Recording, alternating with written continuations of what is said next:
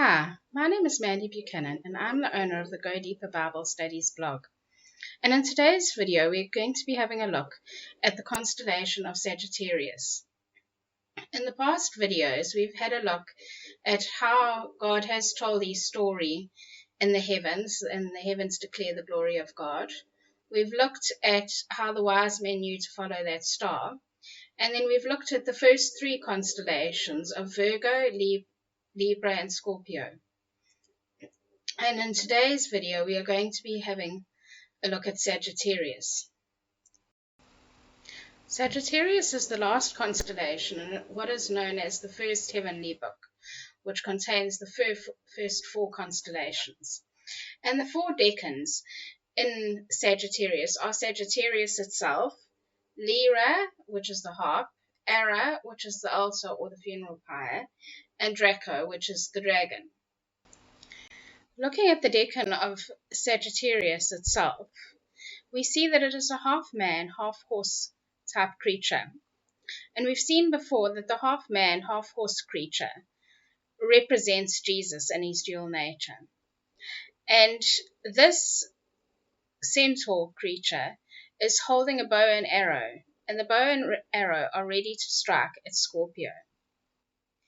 In Hebrew, Greek, and Arabic, the name for this sign all means archer. And in Latin it is Sagittarius, which means archer. In Hebrew it is Keseth. In Arabic it is Alkans. And in Greek it is Toxotes. In Coptic it is called Pimaka, which means the graciousness or the beauty of the coming forth. And this archer John refers to in Revelation 6 verse 2.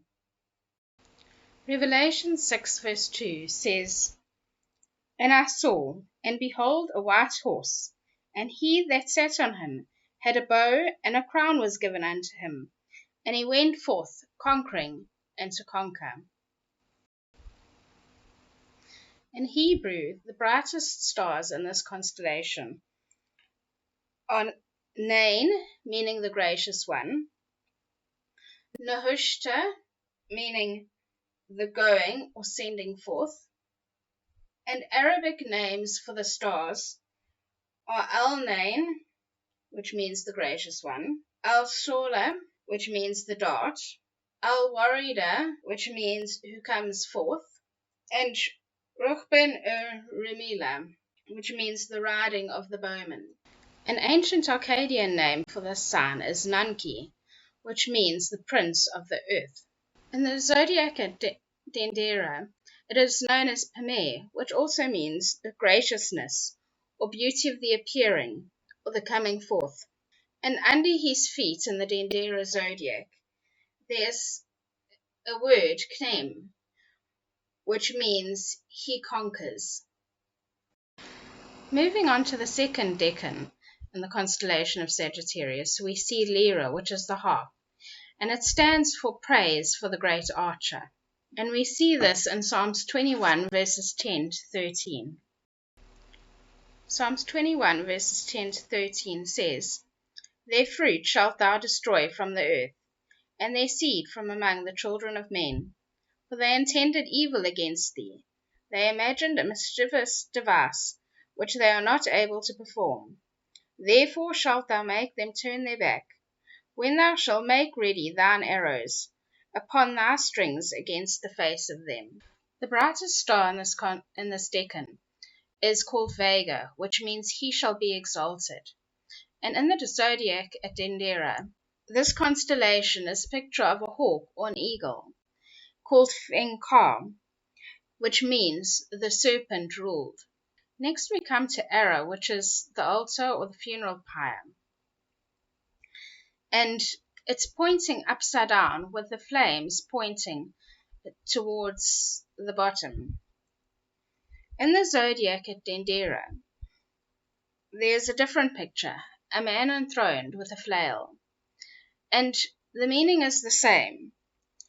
It shows God casting Satan to the earth and for his judgment. And the last decan in this is Draco, which is the great dragon, which we know is Satan. In Revelations 12, verse 9, it says, "And the great dragon was cast out, that old serpent called the devil and Satan, which deceiveth the whole world. He was cast out into the earth, and his angels were cast out with him." And so this is the picture that we see with the funeral pyre and Draco, is that Draco is being cast down, as in Revelations 12. Going back to the decan of error, in Arabic it was called al-Mugamra, which means the completing or finishing. And so we know that Satan's judgment will be final. And the Greeks used error either in the sense of praying, but more often in a sense of cursing. And here it refers to the cursing of the great enemy, the cursing of Satan, that God will curse him to ultimate judgment. So I hope that you've enjoyed this section on Sagittarius, and I look forward to meeting with you again next week. Thank you and goodbye.